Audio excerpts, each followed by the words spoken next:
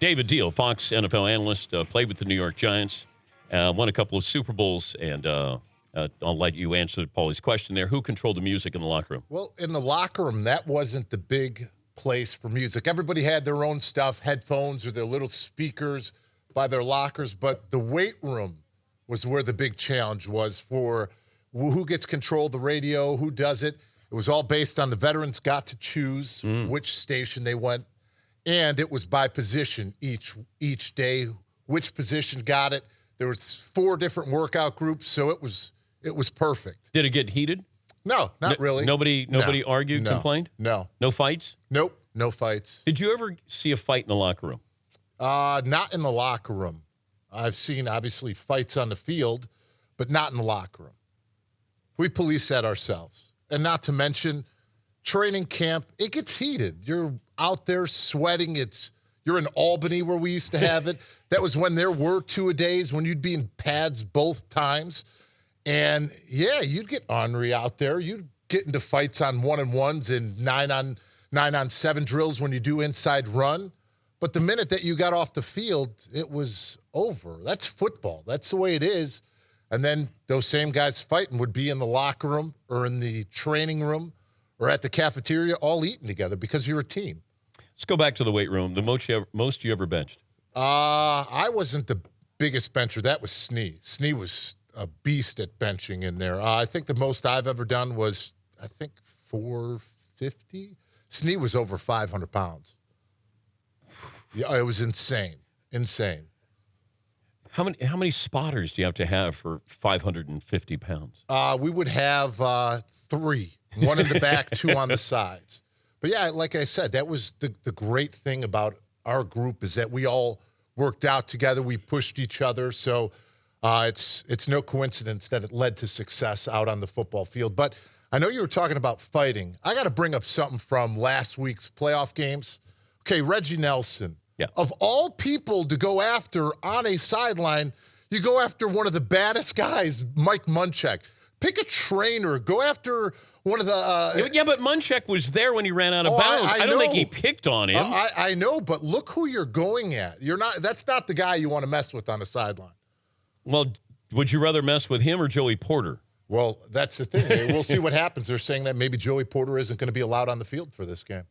He shouldn't be. I agree. You're a coach. You're not a player anymore. You can't let your emotions take over in that heated rivalry. They let him out there in the first place under the, I guess, under the umbrella he was checking on Antonio Brown. Do you think differently now of the perfect hit and Pac-Man Jones' comments now that Antonio Brown's not playing Sunday? You know what? Everybody knows it was a malicious hit.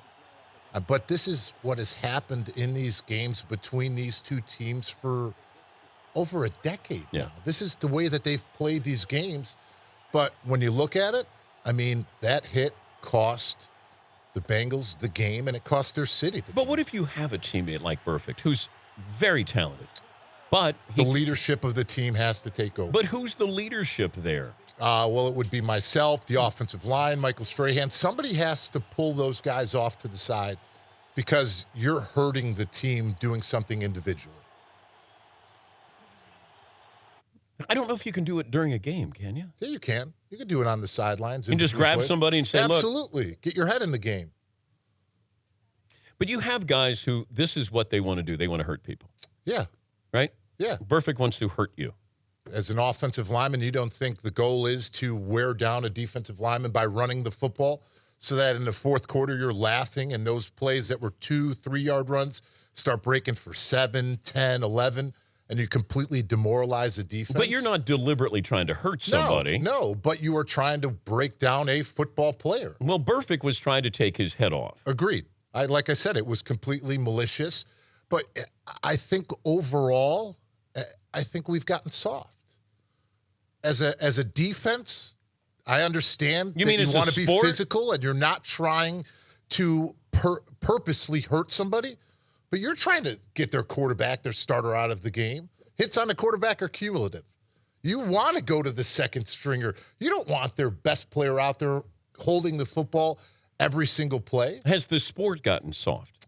No, I think the way that we look at it, because of, I understand, I'm one of the main people that's on a board that works with concussions and screenings, and I understand the severity of it and making sure that the return-to-play protocol is the right one, because your football career is this big. The rest of your life is like this.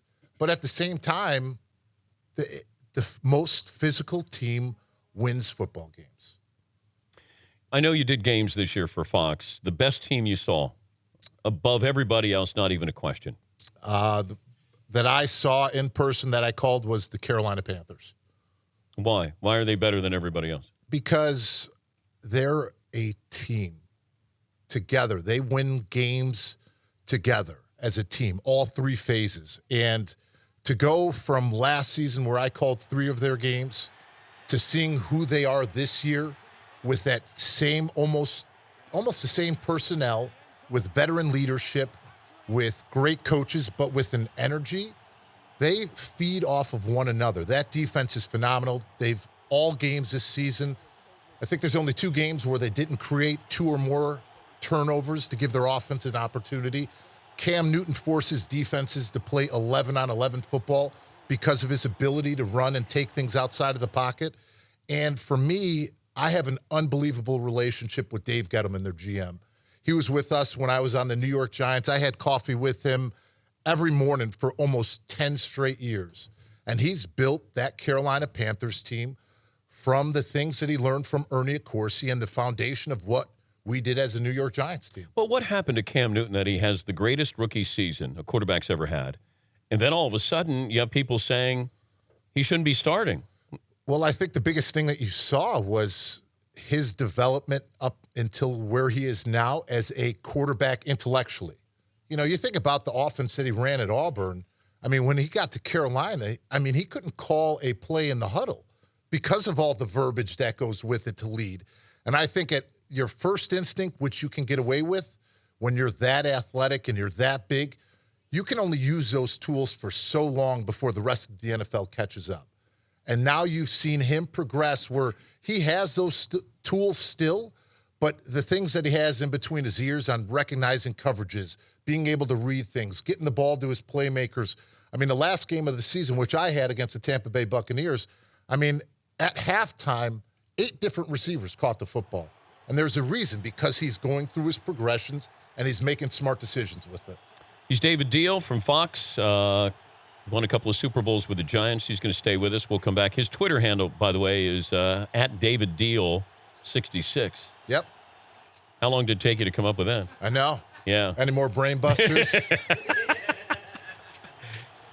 Man, can't figure out your codes, that's for sure. Man. All right. So David will stay with us. We'll look at the games this weekend, which one most likely a blowout, which one will be the upset. We'll continue with David Diehl. More of your phone calls coming up as well here on the Dan Patrick Show.